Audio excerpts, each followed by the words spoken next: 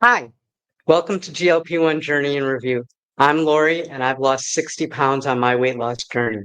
Today, we're going to be doing video in my interview series where we talk to people about their weight loss and anything else that they want to talk about. I want to remind everybody that I am not a healthcare provider. This is not medical advice. So keep that in mind. If you find this entertaining or useful, please hit that like and subscribe button. It really does help. So today we have Allie, who, besides losing a ton of weight, is one of my favorite YouTubers. So, Allie, tell us a little something about yourself. Hey there. Thank you so much for having me, Lori. I really appreciate it. Thank you. Yeah, just a little bit about me. So, I am a type 2 diabetic and I got on Manjaro. I think I'm at the 16-month mark now. I've lost 122 pounds, which is crazy. Wow. Yeah, it still blows my mind. Um, and there were a lot of other things that happened from taking Manjaro that I wasn't expecting that just really revamped my whole life. Like just crazy stuff. Anyway, we'll get into it, but I just wanted to give a little blurb there. So, do you have a goal, end goal, intermediate goal, or do you believe in goals? Yes, yeah. So I am a huge fan of goals. Um, but where I previously went wrong in my health journey is I set these unobtainable goals. Mhm. And that caused this cycle of, beating myself up and being sad and then that led to binging, and it was just this awful merry-go-round that I just couldn't get off of. So when I started Manjaro and I saw that there were so many people having so much success, I said, you know what? I'm going to do my goals differently this time. I'm going Mhm. to set smaller, obtainable goals. And then I'm going to reward myself for reaching those goals. But the reward is not going to be food related. And this was previously something I did. I rewarded myself with everything with Mhm. food. It was like, hey, you got that big job promotion? Let's go eat sushi and eat way too much, right? Like that was my idea of a good time. So those were kind of my rules. Small, obtainable goals. Mhm. The reward couldn't be food related. Side note, that has really not done wonders for my budget because I started out with purses, and then I migrated on to clothing, and now I do like I collect all sorts of like little miniature things. That's awesome. Yeah, so lots of fun, but not really good for your budget. So to And get well, back to hey, your so the medication isn't good for your budget, but it is what it is. that's very So true. we'll get into that later. Yeah. So, but as far as like an overall weight goal, I don't have one. I decided Mhm. from the beginning that I was going to, kind of reward myself every 10 pounds because previously 10 pounds to me was like life changing and so hard to achieve. Mhm. It would take months to get there. Um, so every 10 pounds, reward. And Mhm. now that I've lost this much weight and I'm kind of like right at the cusp of between, a normal BMI, which we all Mhm. have BMI, and being Right. obese. Now I'm looking at it kind of like, okay, I need to see how I feel and go based off of that. And my doctor is very supportive of that, which I'm a big fan of, and my dietitian. So, was there a reason why the Monjaro versus Ozempic, or? There were a couple of reasons. First and foremost, when my doctor brought it up, she brought up the Manjaro because her mom, also type 2 Mhm. diabetic, had a lot of success on it. So she was already very familiar with the side effects, how to treat the side effects, over the counter stuff. So that was her kind of go to recommendation. And then when I checked with my insurance to see what would be covered, they were both. going to be covered. Mhm. But when I did my research and I saw that, the Manjaro or Zepbound tirzepatide has such a higher success rate, I was like, Mhm. sign me up. Give me the best of the best right out the gate. I don't want to have to switch meds. Mhm. I don't, and a lot of what we read online is that um, the semaglutide products, they do have more side effects. So Mhm. that can be challenging for people. And I was just like, forget it. If I have to have side effects, then I better be having success to go along with it. Yeah. And my wife, who's also type 2 diabetic, started on the Ozempic, and she had such bad side effects that she stopped. And it wasn't until I started taking the compounded tirzepatide, and she saw that I didn't have any side effects, that she asked her doctor and started back on, this time using Monjaro. So, have you had any side effects with the Monjaro? Oh yeah. Yeah. I was not one of the lucky people. There are some people I who, was. yeah, you don't have any side effects? Oh None, my absolutely goodness. none. You are one of those people that I always say in my video, I hate you, but not really. But you're so lucky. But I love that for you. I'm just playing. Yes. So when I first started out, my main side effects were fatigue, which lasted about 3 days after each injection. And I did have some slight nausea, but that was easily mitigated by switching injection sites for me. Um, it was mostly just the fatigue. I mean, I could not get out of the bed fatigue. Like it felt like the worst flu you ever had. Like all I have videos where I talk to people about it and I'm like, your joints hurt, your arms feel like they weigh 100 pounds each. Like it was Netflix and we became good buddies. And I told my wife, I was like, I am so sorry, but apparently I'm just going to be one of those people. And so I would take my shot on Friday when I got off of work so I wouldn't miss Mhm. work.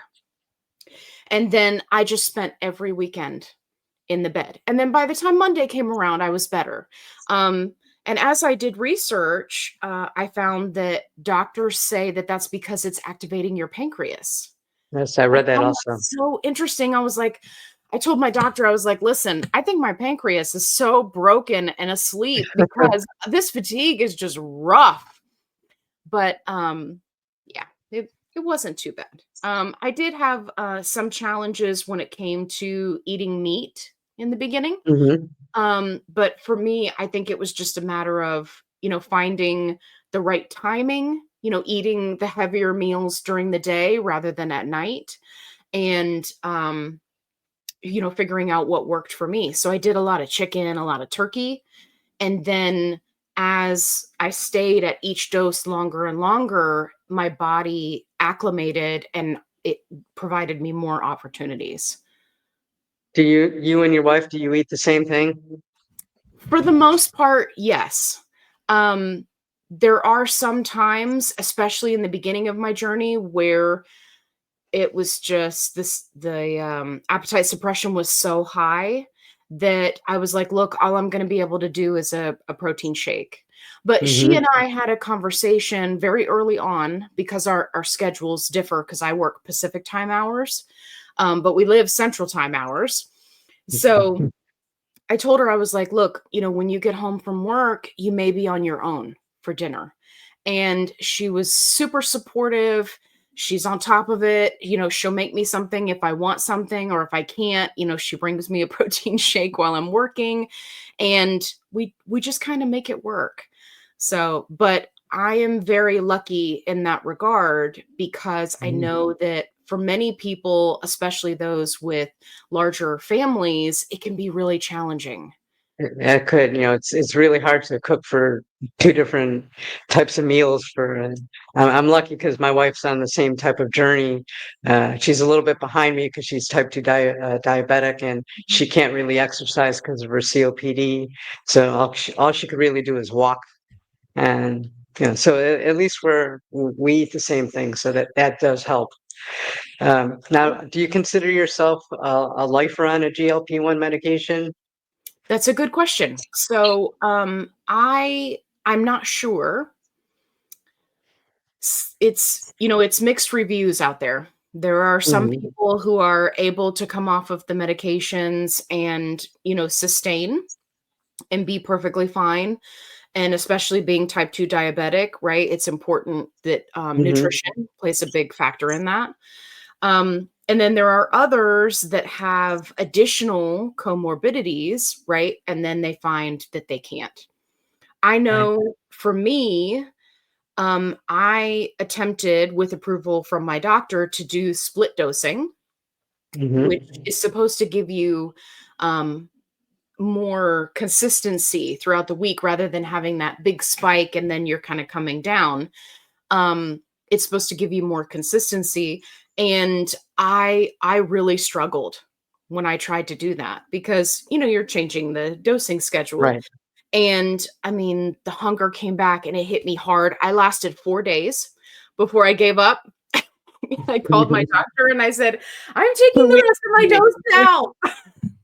I did. I threw in the towel because I was like, holy cow, there's only so much broccoli you can eat in a day to try to get through the food noise. So that was a big wake up call for me. So the other thing that I really enjoy about the medication is the reduction in inflammation.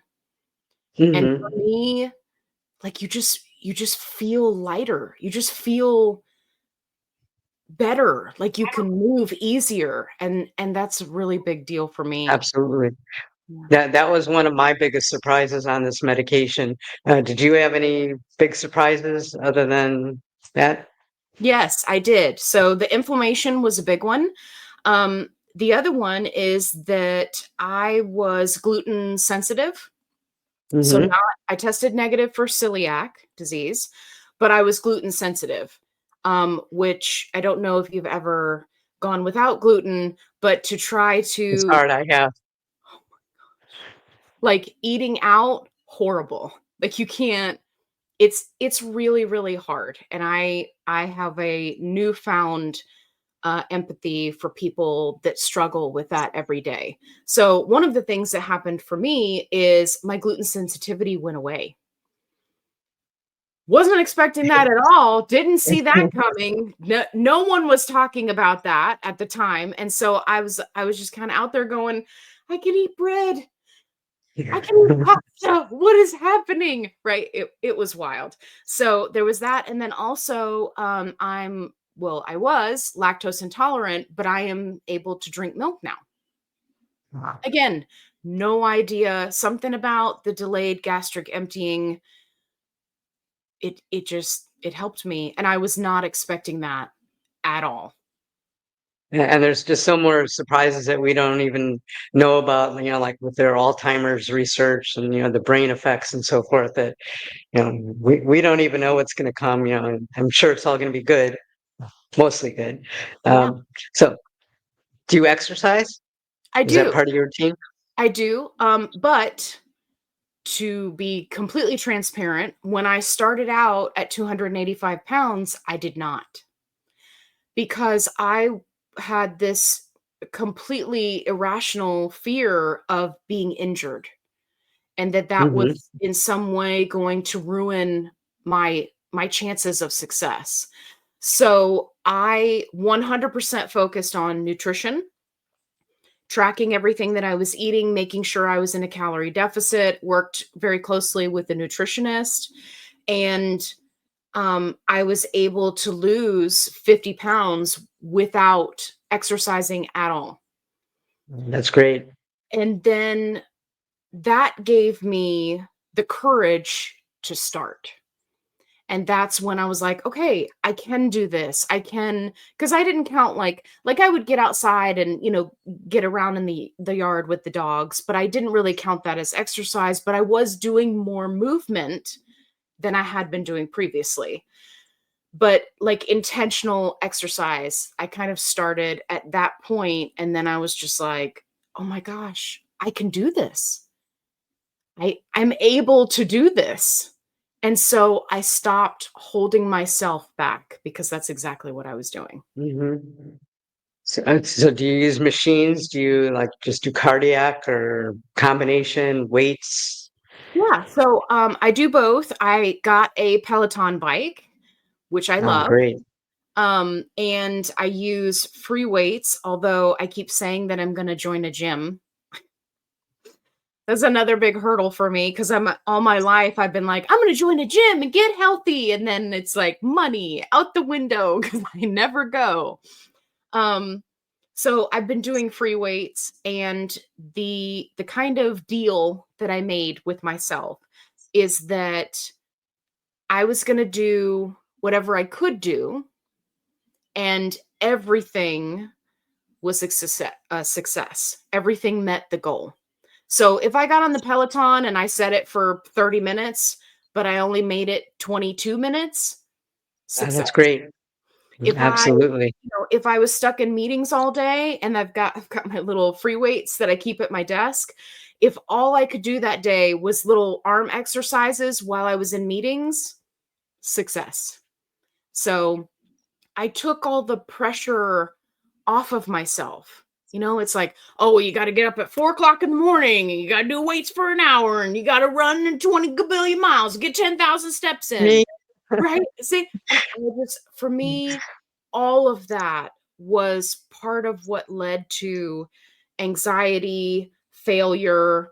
And I just wanted to do it differently. And I was like, I'm not going to do any of that. And there were some days when I had super fatigue and I was like, I'm not doing squat today. I'm not doing nothing. I'm laying in this bed. I'm going to eat snacks. And, Kevin and I are just going to watch TV all day. And that was okay. So it's given me like this whole new freedom to enjoy movement. Whereas before it was like a chore, it was something I had to do. But Mhm. now it's like, hey, it's beautiful weather outside. Let's go for a walk, right? It's something to be excited about. And most recently, I purchased some quad skates, and I'm going to start skating. Wow. So, and that was a big one for me because I wanted to do when I was younger. I wanted to do roller derby because I was, that movie came out with the roller derby girls. And I was like, they are so cool. I want to be just like them, right? But I was 285 pounds, and I was like, I can't skate. I'm gonna break an arm. I'm gonna do this. It's not gonna work. I'll be the biggest one there. Like holding myself back, and I'm not doing that anymore. So, Yeah, this medication does give you some self-esteem, which is one thing I was also grateful for. And I have to admit, I'm one of those crazy people at the gym at 2:30 in the morning, working out. But I also start work really early because I work 13 and 14-hour days, and you have to start early in order to do that. oh my I'm kind goodness. of a workaholic, Right, so. I would say so. That makes for a very long day, but that's awesome that you've found a way to work it in. That's fantastic. I know a lot of people really struggle with that, Yeah, not and I'm proud finding of myself, the almost 70, and I'm doing that. It's yeah, to me that's an accomplishment. But absolutely. enough about me. So now, what would your biggest advice be to somebody starting off on a GLP-1 or thinking about starting off on a GLP-1? Oh my goodness, I have so many things that I would say. Okay, so first of Go, all, girl. do you have 2 hours? Let's go through them all. No. So okay, so for someone who's thinking about getting on a GLP-1, my advice would be very simple. Talk to your doctor, see what's covered by insurance, do it. Do it. Don't look at the media propaganda. Don't, look at people posting online and they're like, "Oh, I'm so sick. I ended up in the ER and blah blah blah." Just wipe out all the noise, talk to your doctor, see what's covered by insurance, do it. It is life changing. Yep. So, for somebody who is considering it, I would say that's where you start and do your research. That's a big one. For somebody who is starting out, I would say the best piece of advice that I received when I first started out was stay on each dose as long as you possibly can.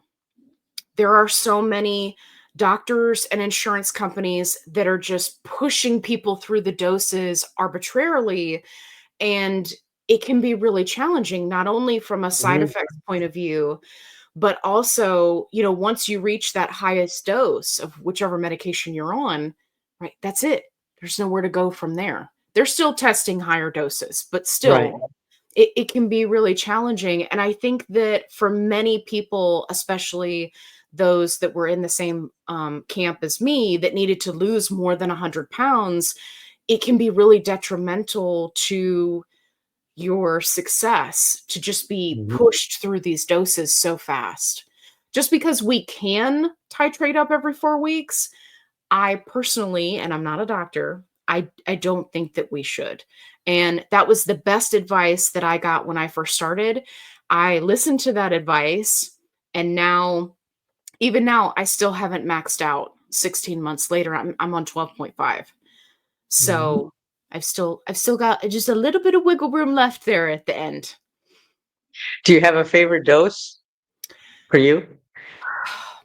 It's it's kind I was thinking about this the other day. It's kind of a tie between 5 milligrams and 12.5. 12.5 only wins out slightly because my constipation completely went away Huh. for no reason at all. My fiber intake is the same, right? I track everything. I can't explain it, but for some reason my body was like, 12.5? All right, I got you. I got you. Okay, okay. 12.5? Yeah, yeah. We'll work with that. You can go to the bathroom normally now. And I'm just like, are you serious? Thank you so much. Like, the constipation is just it's rough and you got to stay ahead of it. But 5 is, I think, where I stayed the longest and lost the most weight. Um, I need to look at my spreadsheet and see exactly how long I was on it, but it was good. 12.5, just as good, but no constipation. So you track everything, Mhm. just food, water, all that? Oh, no, I don't track water, and Okay. I'm terrible about staying hydrated. Uh, This is my attempt to stay hydrated this morning. what do you use to track? So I use the free version of MyFitnessPal Mhm. because that's what I always used, and, technology is scary. No, I mean, I know how to use it and I know how to, manipulate the calories to get it right for the deficit and to use Mhm. all the graphs and everything. I'm just familiar with it, so that's why I use it, but always the free version. Um, and I think it's simplistic enough and it works well. And I don't want to Yeah, I have to just started using ChatGPT to track mine, which Okay, it's and kind of cool. It's kind of fun. how does You know, that work it's like for you? it's like I could tell it, like my breakfast is I use an off-label protein shake, and I'll tell it to Google it, and I use Fairlife milk 8 ounces, and I put in my collagen, give me all the macros, and it does, and I'm like, okay, save it to my profile for breakfast today, and Nice. it's all automatic, so it's kind of cool to play with. That's Although I very did cool. like having, where I could literally scroll back and forth to, because I used to use that sometimes for my meal ideas and for my planning. But technology, it's kind of fun to play with. That's Um, very cool. I know that there are a lot of people that are using ChatGPT for a lot of stuff. Make me a 30-day meal plan, do this, do right. that. It's very cool. It's very interesting. A little scary, but interesting. Yeah. Yeah. So, do you have any regrets, or would you have done anything differently, knowing what you know now? So the only regret that I have is I remember when the GIP and GLP meds, hit the market. And Hmm. I remember saying to a friend of mine, I'm gonna let everybody else be the guinea pigs for like a year or two, and let's see that it's really okay, and then I might jump on board. I wish that I hadn't done that. My only regret is that this wasn't available sooner, because if Hmm. I had this kind of opportunity to get my life back when I was in my, 20s or 30s, that would have been phenomenal. So that's really my only regret. Everything else, doable. Side effects, manageable, right? Like, just going in debt, spending all your money at thrift stores. Okay, we can deal with that. We'll make it work. Speaking of spending all of your money, those of us on Medicare or whose insurance won't pay for it are kind of like stuck in the compound world. Now, when I first started, I didn't know anything about compounding or anything. I just heard there was another way, with not using name brands. And I'm like, oh my God, is this from a garage or something like that? Until one of the people that I work with is also his part-time job as a race car driver. And he's like, oh no, me and my crew are all, taking this, and we're fine, here's the name of the place. And I called them. So like, what do you think about compounded medication? I think First off. that I think compound is phenomenal. I have myself used compound tirzepatide. Feels exactly the same as using Hmm. name brand, because I'm sure somebody will have that question. Um, and I really feel like it was a godsend for a lot of people. Whether it's, the challenges with Medicare, whether it's insurance companies, it's, oh, we're going to cover it today. Oh, no, just kidding. We're not going to cover it tomorrow. Or we're going to force you to move to a different medication. Or we're going to, just messing with your healthcare in general. I think that compound pharmacies and telehealth companies really stepped in, because there was a market there, right? I mean, Hmm. um, but B, it provided an accessibility option for so many people that needed it. Hmm. And yeah, I think it's phenomenal. I wish that, well, my ideally, I would wish that, these pharmaceutical companies would just get on board with lowering the pricing. Right. That would solve I everything. Right, that would really be ideal, because I think that as much as people have loved compound pharmacies, telehealth companies, if the pharmaceutical companies stepped up tomorrow and said, "Hey, guess what, guys? We're gonna do this, and it's only 250 a month," right? I think that I'm on people board. would flock in droves. But but I get it. Running a pharmaceutical company and doing the testing and all that, I get it. It's expensive. Um, I don't want them to stop doing what they're doing, because Mhm. I think this next generation of, um, obesity and diabetic medications is really going to be phenomenal. And I think Mhm. they're just going to continue to get better and better. But I don't know how the whole compounding thing is going to play out. Yeah, I don't, as long as it is, I'm there. If I have to, I'll go to name brand, but yeah, It hopefully. hurts. So, so changing the subject, what made you decide to do a YouTube channel? Oh, so I previously had a YouTube channel for my canine nutrition that I do. Hmm. And I have a huge group over on Facebook. And, it was a really easy way to help people help their pets. And at that time, it was, there were a lot of recalls. There were things that were just happening in the pet food industry. It was a lot of garbage. And people were desperate for somebody to say, hey, what is a safe way to make your dog's food and make sure that you're covering all the bases? Hmm. What are some great healthy treats that you can make at home? Right. And so I just kind of took off from there. And I still have that channel, still have that Facebook group, but I focus mostly on myself. I decided to take some time for myself, so I started my YouTube channel, the Fit Flavor Fun channel, and that was the first week that I was on Manjaro, and I was like, okay. I can't really give advice because I'm just starting out. So I'm just going to document everything that I'm feeling, just so that when people look at the time span of all the updates that I will have done, because at first it was every week that I was doing an update, Mhm. they can see like how things progress. And I'm so glad that I did, because there were a lot of people, especially in the beginning of my channel, that said, you know what, I was so worried about the fatigue, or I was so worried about the nausea, but then I saw your video and it helped me. And I was like, okay, I'm going to talk to my doctor about staying on this dose, because, like I think at week 8 on 2.5, like all of my side effects went away. And I was like, oh, this is great, except for constipation. That one was always there. That one haunted me the entire time until 12.5. Um, and I think that it was helpful to a lot of people. So, That's great. So what is your response to the people that say, oh, just eat a little less, exercise a little more?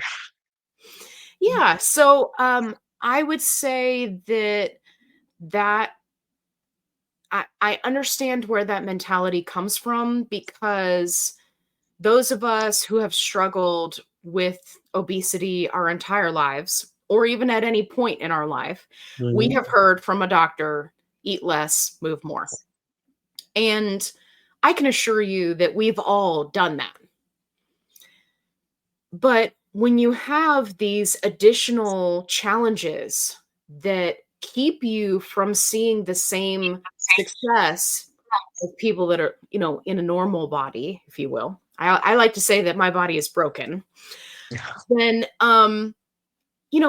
it can be, so disheartening to hear people say, oh well, you don't need to take this medication, you just need to move more. Okay, well, I mean, I did that for many, many years, and it took me, I think at one point I went high carb, low fat vegan. I was exercising for 2 hours every day. I was absolutely miserable, and I lost 11 pounds it was either 4 or 5 months. And I was killing myself every day, and like, you shouldn't have to live your life like that. That's discouraging. Yeah, and it's like telling, to me now, looking back at all of that and hearing people say that, to me it's like saying, "Oh, you have high blood pressure? Well, you should just go lay down. Prop your feet up." Well, dude, I gotta go to the grocery store. I got things to do. I got a life to live. I gotta go to work. We can't just lay around all day because my blood pressure's high. So it's kind of like that level of doesn't make sense anymore. And I think that over time, the more we learn, the better we'll do. And just like we look back on, fad diets of the 70s and 80s, like, um, the one that always throws me for a loop is the watermelon diet.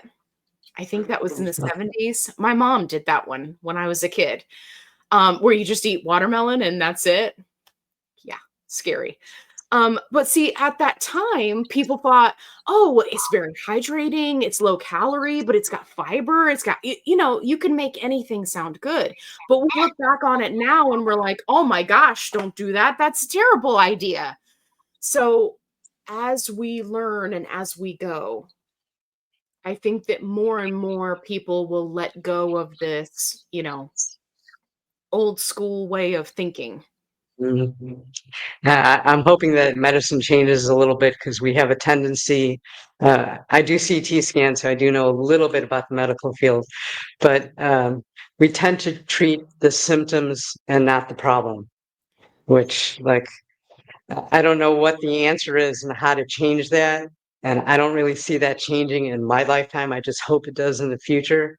But I think this medication is actually treating everything, which is one reason why I'm so, big on it.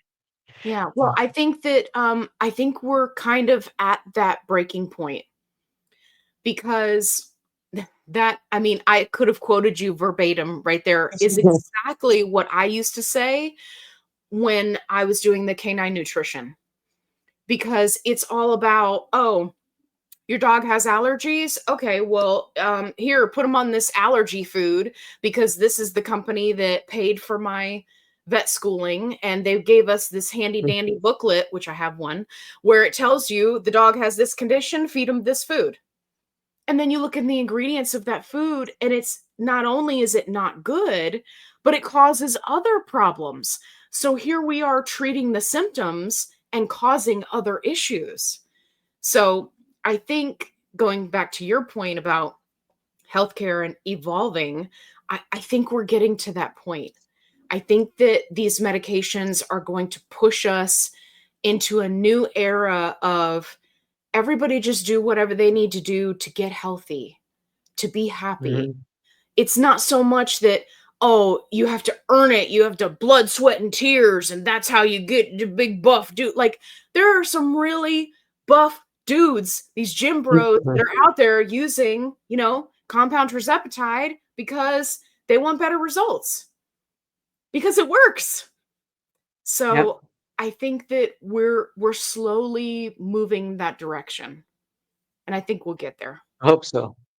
I wasn't planning on bringing this up, but I hope the bill that Bernie Sanders is backing about not advertise or the drug companies not advertising on TV. Hopefully that'll help because I think that it is wrong on a lot of levels. Yes, it does introduce people to the medication, but we shouldn't be making these decisions. We didn't go through 12 years of college and 4 years of residency, et cetera, et cetera. So hopefully that'll help. Yeah, I So, think that, um, for me, I think that commercials where it's like, "Hey, if you have this condition, use this medication," right? I'm okay with those to a certain extent, but the others that are like that one that Eli Lilly ran for, what was it? The Golden Globes or whatever, and it was mhm. like, "Oh, celebrities taking medication to lose weight is bad," right? Like, that's stupid, and I don't think they should be allowed to do that. That, to me, in my opinion, crosses over from advertising to make people aware of an option into media propaganda, which unfortunately there's a lot of when it comes to these medications. So, but But I do. Ozempic sure does have a catchy tune. Yeah, right. Oh, oh, oh, yeah, it does. But that's smart marketing. That's smart marketing. Um, what was I gonna say? Oh, I do enjoy when they list out all the side effects. Mhm. That really like, my wife and I have a blast with those where it's like, it's like this really, heartfelt, meaningful, "Oh, I have this skin condition, but now I take this medication and I'm doing better." And there's all this, like, sad music, and then at the end, it's like, "May cause uncontrollable diarrhea for the rest of your life." And you're like, "What? Where did that come from?" But we do enjoy those, so that part is entertaining. My favorite is when they say, "You should not take this if you're allergic." I'm like, give us a little bit of credit. How do you know if you're allergic if you haven't taken it before? How do we find that out? So back to the topic of weight control. Do you have a favorite comfort food on GLP-1 versus from before? Are they the same, different? Oh, that's a good question. Now you've stumped me. Okay, so comfort food. So my comfort food has always been sushi. It's my Hmm. favorite. I just love sushi. I still eat it, but much less than I used to. And when I do eat it, it's significantly smaller portions. Hmm. My favorite thing back in the day was to go to like the all you can eat sushi, and I would put a hurting on them. I would just be eating everything. It's like, anyway, I don't do that anymore, but because it's kind of a waste of money at this point. But yeah, sushi has always been kind of my comfort food.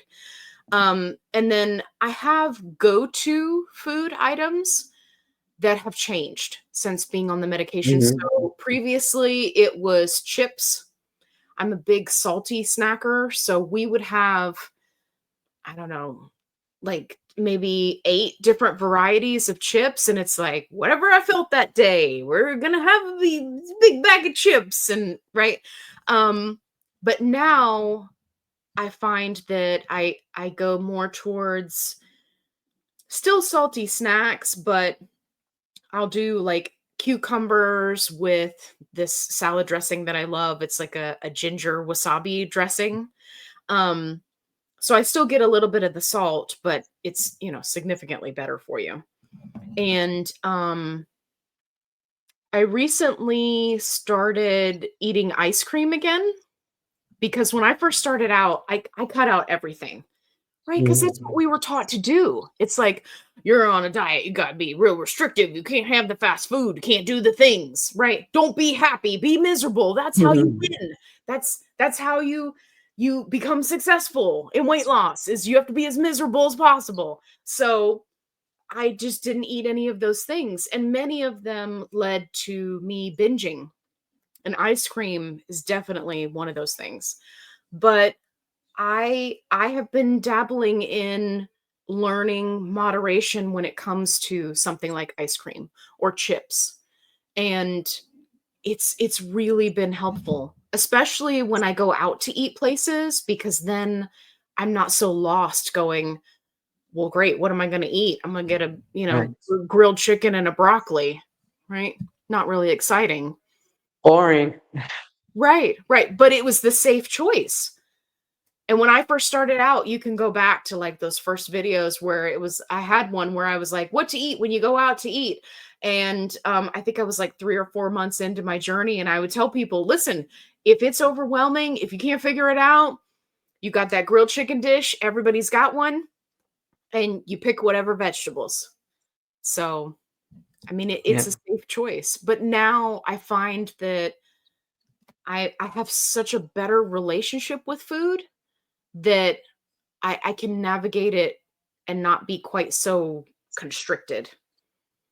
Have you found the taste of foods changed? Because like I noticed, like, and Yeah, my taste buds like left the building.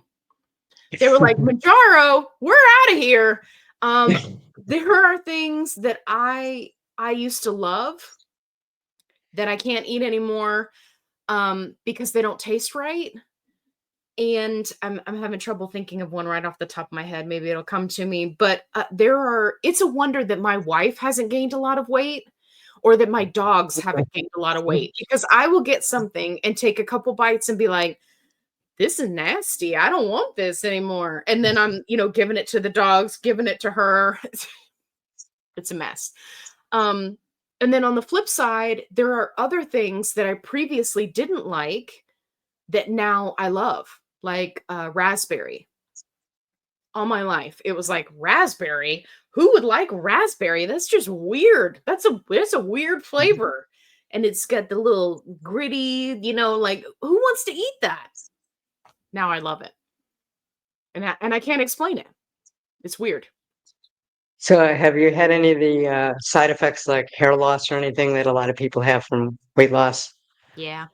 So, I think it was I can't remember what dose I was on, but I had lost a lot of weight. It was somewhere between 75 and 100 pounds. And I noticed that my hair was thinning. And it seemed to coincide with a stall. So I wasn't losing weight, my hair was thinning, and I was like, "Hmm, this is not good. Let me look at what I'm doing." I talked to my dietitian, and she was like, "Get some blood work done. Let's see if, maybe your levels are off. Let's double check everything." I did, and there were a couple of vitamins and minerals that were low. And so my doctor was like, "Okay, here you go. It's time to take vitamins." Because I mean, I took them before, but it's kind of like staying hydrated. I know I should Mhm. be doing it regularly, but I just can't seem to get a hang of it. So I jumped on the vitamins, did the supplements that they recommended, and I also upped my calories. And I think I did that for about 3.5 weeks, and the hair loss stopped. And I was just like, okay, we're in a good place now. So then I slowly started to go back into a calorie deficit, and then I've kind of been okay since. I can tell that it's growing back a little bit, but it is what it is, and I have always said that if it comes to it, I'll get the pixie cut, I'll shave my head, I'll do whatever, like, if it means if somebody said to me, "Hey, you're gonna have to lose all your hair in order to get to a place where you will be healthy and happy," I would have said, "Psh, Demi Moore, move out of the way. I'm ready. Get the clippers. Let's bzzz," So, um, but thankfully it has kind of stopped and leveled out. But yes, Awesome. I did. So do you take supplements or vitamins? I do. I do. So I take I should have brought my vitamins in here with me, but yeah, I take some whole food vitamins. Um Hmm. and I found that they taste yucky, but they work well. And previously did some follow-up blood work and levels are back up, which is good. Vitamin D3, which is always All challenging right. for women in our age group. Um, and I recently started doing an electrolyte chewable, which I'm Hmm. very excited about because, again, I'm terrible about hydration. I will make the most amazing tasting electrolyte drink and be so happy about it for about an hour or two. And then my ADD kicks in and I'm like, I'd really like a Diet Cherry Coke now. So, but this electrolyte chewable has been fantastic. So I'm That's looking great. for more flavors to come in, and then I'm gonna be reviewing those because I think that they would help a lot of people that Oh struggle yeah. with electrolytes. So yeah, I think that would be great. I personally I use Element. I like it. As far as the supplements, I think I actually started the whole food vitamin from one of your recommendations. Yay! Thank you. Um, Now everybody worries about loose skin. Yes. Uh, what are you planning on doing anything about it? Do you have any secret creams or, just Yeah, are you gonna go so for the surgery? yeah, I'm hoping that at some point, I'll be able to tie mine in a bow and wear it. Um, Loose skin, it I accepted that it was gonna happen. Uh-huh. Right? Like, it's already coming in on my neck right here. I have videos where I'm in my skivvies and I show it all. Um, I think that I think it's just one of the things that you kinda have to accept, especially if you have a significant amount of weight to lose, right? It's Mhm. our skin can only do so much. And for many of us, myself included, I've been morbidly obese my entire life. So that's a long time for it to be stretched out. So, no secret creams. I have tried a lot of products, but of course, they're all pretty gimmicky.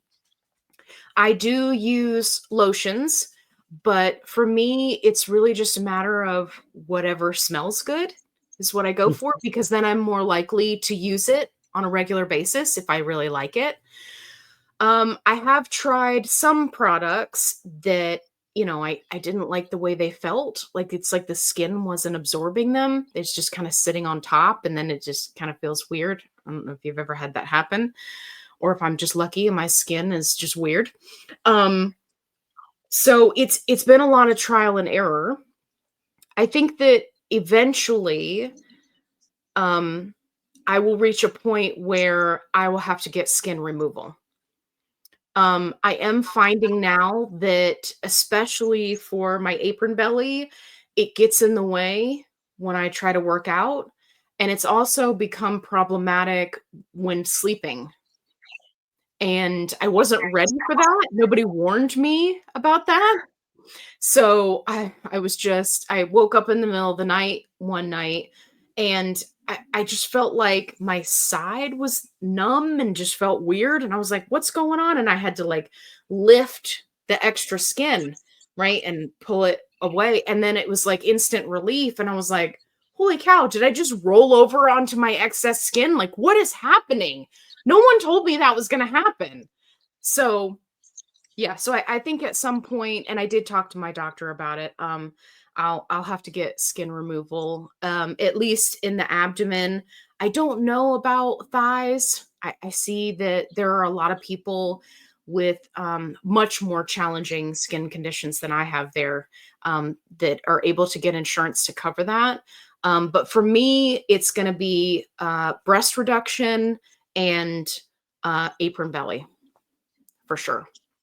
Yeah, I know when I look at myself in the mirror and I see that loose skin, I look at confuse it with fat. You know, I'm like, no, I'm not really getting thinner. You know, I mentally I know I am, but it just doesn't kind of add up because I see that. So, you know, Yeah, have to deal with that. it's weird. The body dysmorphia is so challenging because there are times when, I mean, even just this morning when I was doing my hair to get ready for your show, Mhm. I was like getting ready, and then I've got the curler in my hair, and then we've got this number going on right here, and I'm like, what? What are you doing?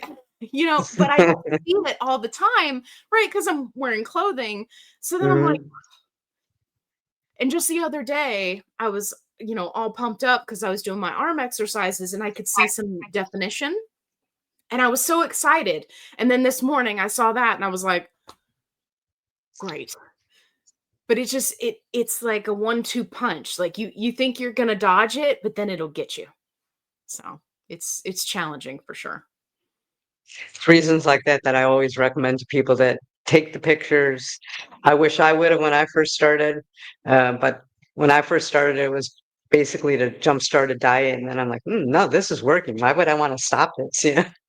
So, Yes. you know, I wish I would have taken all the measurements and all the pictures before, and kind of by the time I did, you know, it was like halfway into my journey.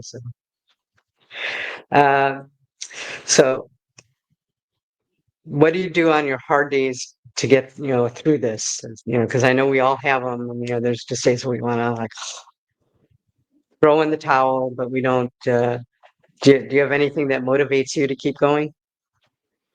Yeah. So for me, it's because of my ADD, I have challenges with decision fatigue.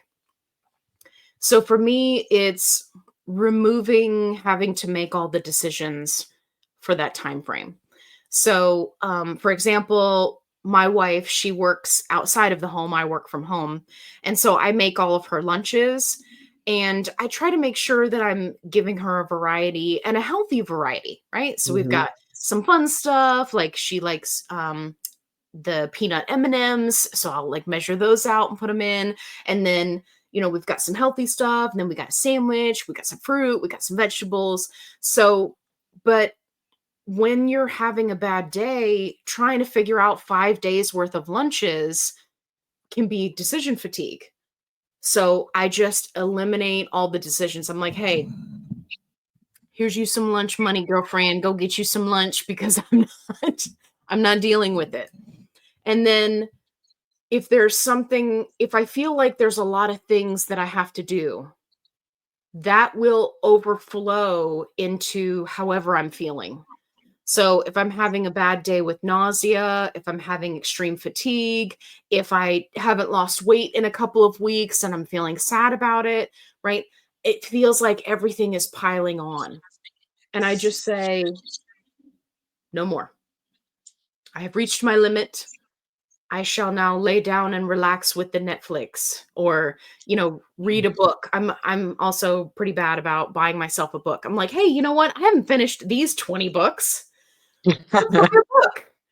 Right? But it'll kind of get me out of that funk, and it's not food related because for me personally, whenever I was sad or down or frustrated, it was always I would bring it back to food. Oh, I'm having a bad day, I'm gonna eat McDonald's, or I'm having a bad day, I'm gonna, pig out on pizza. And so now I try to redirect that to something else. And then that in and of itself is a success. So then I'm happier about it. So even Right. though I haven't lost weight in 3 weeks, I got a new book and I'm excited because I didn't spend $30 at McDonald's and make myself feel worse, right? So it's kind of like I've learned how to redirect to try to bring myself up. Do you have advice for people on stalls? Just do the best you can. I know that stalls are incredibly frustrating, right? I've been there. Mhm. It's like I'm doing all the things. I'm tracking everything. I'm getting in the movement. But our bodies are so incredibly adaptive. And you can be doing everything perfectly and your body will perfectly match you and say, I see what you're doing there. You're getting up at 3 a.m. every morning and you like to get on the treadmill for, 27 and a half minutes. And then you like to do this same workout routine. You know what? I'm going to adapt to that. We're not going to lose any weight this week. Right. And then you're frustrated because you're like, I know I'm doing all the things. Right. So it's just a matter of accepting that it's part of the journey. Would we like to skip over that? Yes. But for many people who, are just actively fighting with a stall, you may be in a stall for a reason. Like we talked about earlier, when my hair started falling out, I was stalling for a reason. I had levels that were low, and there was no way for me to know that. I felt great. I felt fine. I had lots of energy, Mhm. but my vitamin D was like tanking out, and my body was going, release the hair, right?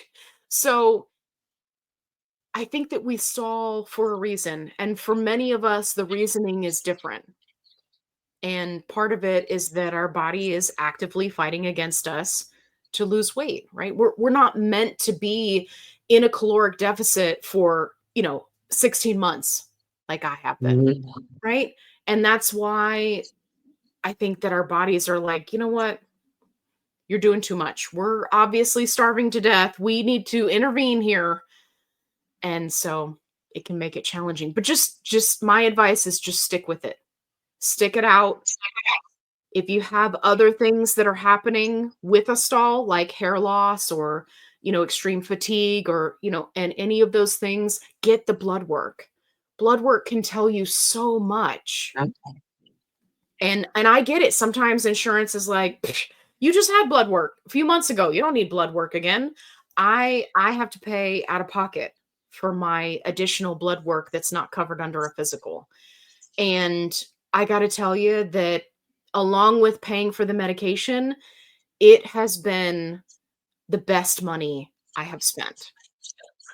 So, So, how have your friends and family reacted to you in your weight loss journey and your medication? so I'm very fortunate that my family and friends have been very supportive. I think that mostly that's because they're awesome people, but also because they know me very well and that I have an arsenal of comebacks ready for at any moment for somebody to attack me for being on a GLP-1. I haven't had many instances to be able to use it, but boy, am I ready. So, but my dad, he has been my biggest cheerleader because he's, seen me, weight up and down my whole life. And the last time I saw him was probably like 6 months ago, I think. And he said to me when he hugged me, he said, "Where's the other half of my daughter?" He's always very careful about the way that he words things because, there are many people who are upset about people commenting about their body, and I completely understand that. Um, as kind of a social media personality, I just kind of have to accept that people are going to comment about how I look. For the most part, everybody is very sweet, which I'm very grateful for. Um, but my dad is always very careful about what he says, and it's very endearing to me because he's trying. because I talked to him about all of these things and like challenges that people are having and, questions that they ask me and, a lot of these really hard topics that come up in my support group. And he's always like, man, I wouldn't even know what to say. And I'm like, well, I mean, you gotta be empathetic and meaningful in how you respond. So that's what he tries to do. But yeah, but I've been very lucky. Now, do you think influencers and TikTokers that are promoting GLP-1 should disclose whether they're on it or not? So this is a really challenging space. Um, I know that there have been quite a few people that were fitness gurus and, nutritional gurus that all of a sudden, they came out with this diet plan or something that they're selling. And then later on, they're like, oh, by the way, I was, on Ozempic. And people get really upset and they get really hurt by that because they're paying for those plans and doing those things, right? In hopes of achieving that body or Mhm. that look or that success. And when there's that level of money involved, if somebody is paying for a plan that you created or something like that, yes, I think that morally speaking, it's important to be transparent. Um, Mhm. but just for like your average Joe content creator, even if they are losing weight, I don't think that you owe it to people if that's not the basis of your content. I don't feel like you owe it to them to tell them your entire medical history and what you're doing, right?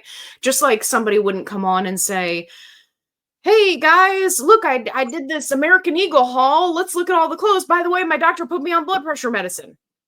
Right? Like that would be weird and we'd all be like, "Great, could we see the clothes?" So, I think that it depends on specifically that creator and what they do.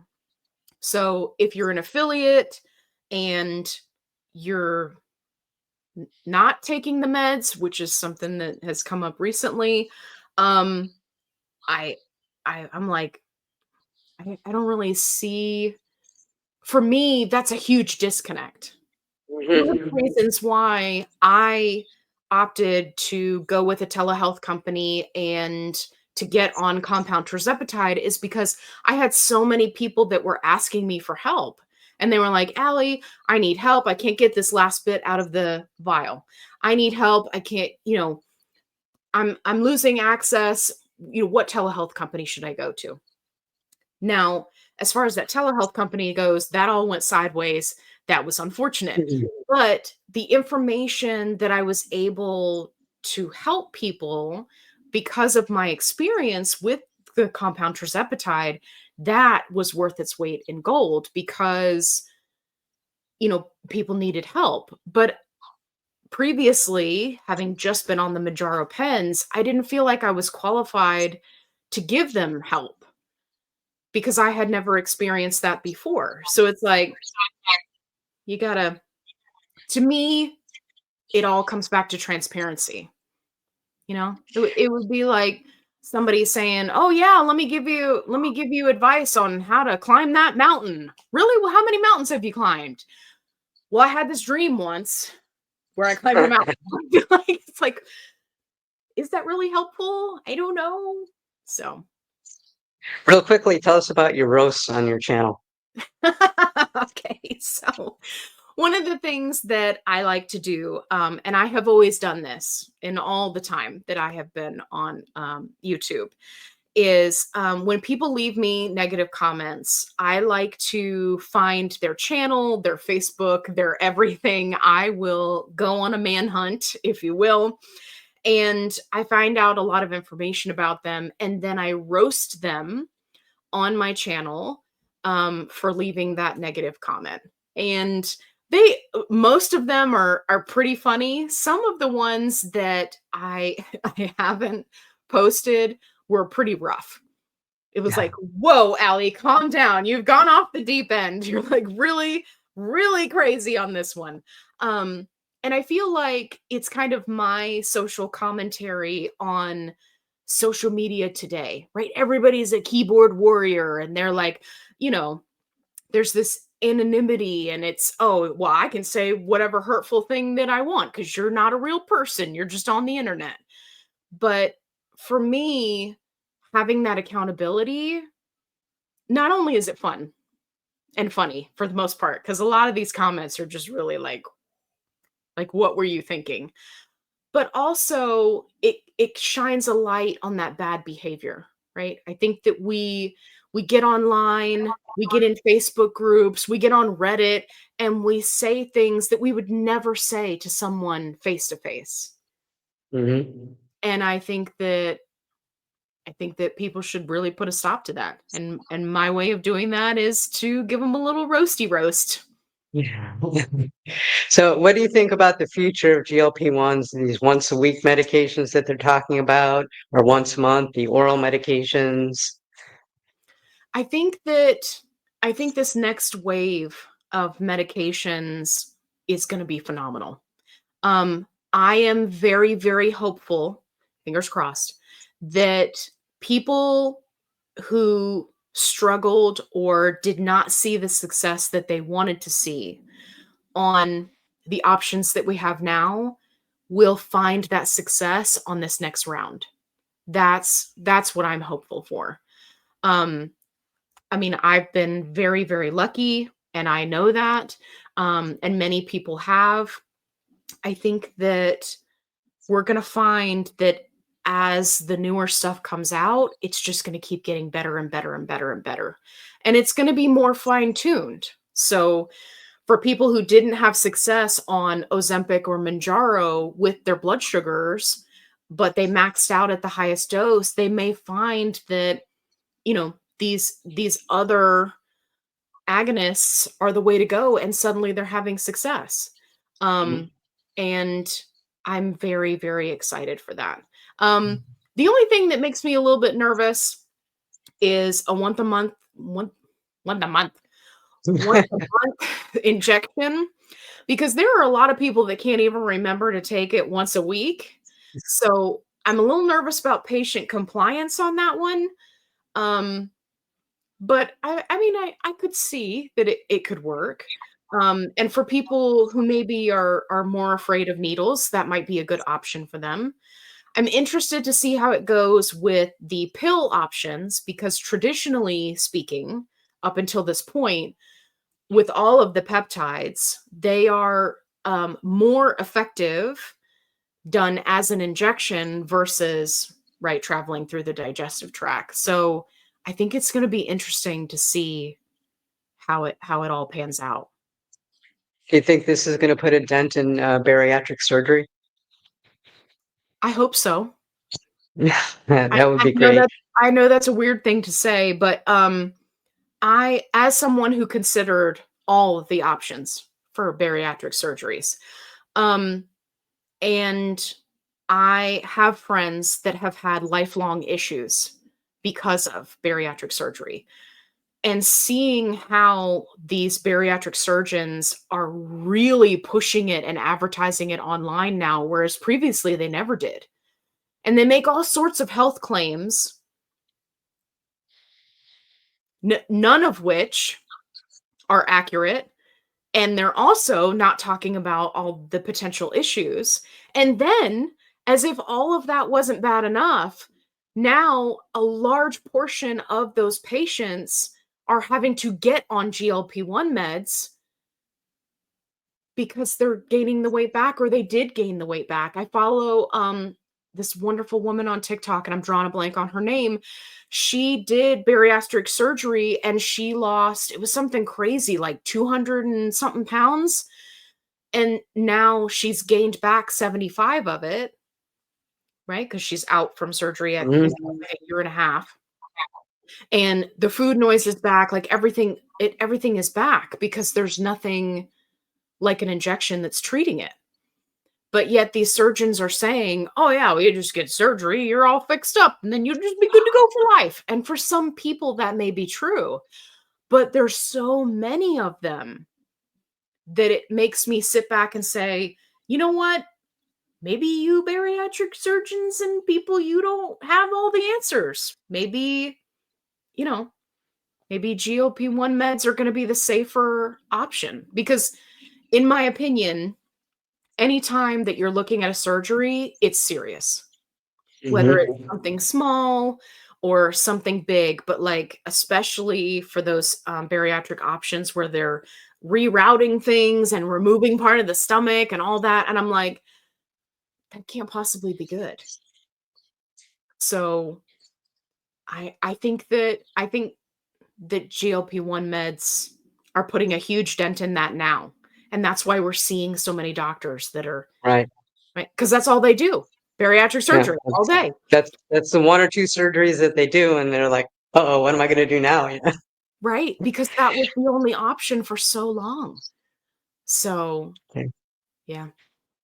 Yeah, I'm doing an interview. I think it's Tuesday or Wednesday on a big influencer that had the gastric sleeve and lost a lot of weight, and then went on a GLP-1 to kind of help finish her journey. And looking forward to that because she's a really big YouTuber, and especially in the gay world, she had all these L word channels and stuff like that. So I'm That's really looking awesome. forward to that. So do you have any, last bits of advice? I don't want to keep you all day. No, it's okay. Oh my gosh, I was having so much fun. I could just sit here and talk to you all day. Um, so I guess my last bit of takeaway would be it's so important to show up for yourself every day. Whatever that looks like. If it's, focusing on your nutrition for the day, getting in that movement that you wanted to, if it's deciding that you're going to get a haircut and do some makeup to make yourself feel good, if it's you're going to go out and do something with the dogs that you normally wouldn't do and you're really going to break a sweat, like whatever it is that you're doing to show up for yourself, that is the most important thing every day. Not the number on the scale, not comparing yourself to other people. It's showing up for yourself. And the more you show up for yourself, the better you're going to feel. And then everything else falls into place. And I want everybody to know that you really need support on this, whether it be from friends, whether it be on YouTube, whether it's support groups, very, very important. And we're all here to advocate for lower prices, better, you know, access. And I want to thank Allie for being here and doing this and for all that she does. Please make sure that you visit Fit Flavor Fun. Again, it'll be linked in the description.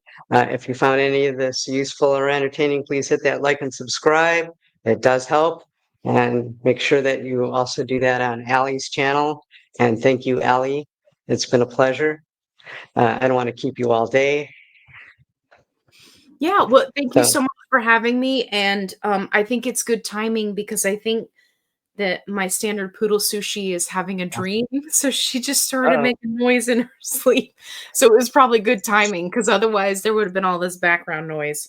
She is out. That's too thank you again. Appreciate it. And that's a wrap for today's interview. okay. Thank you. Thank you.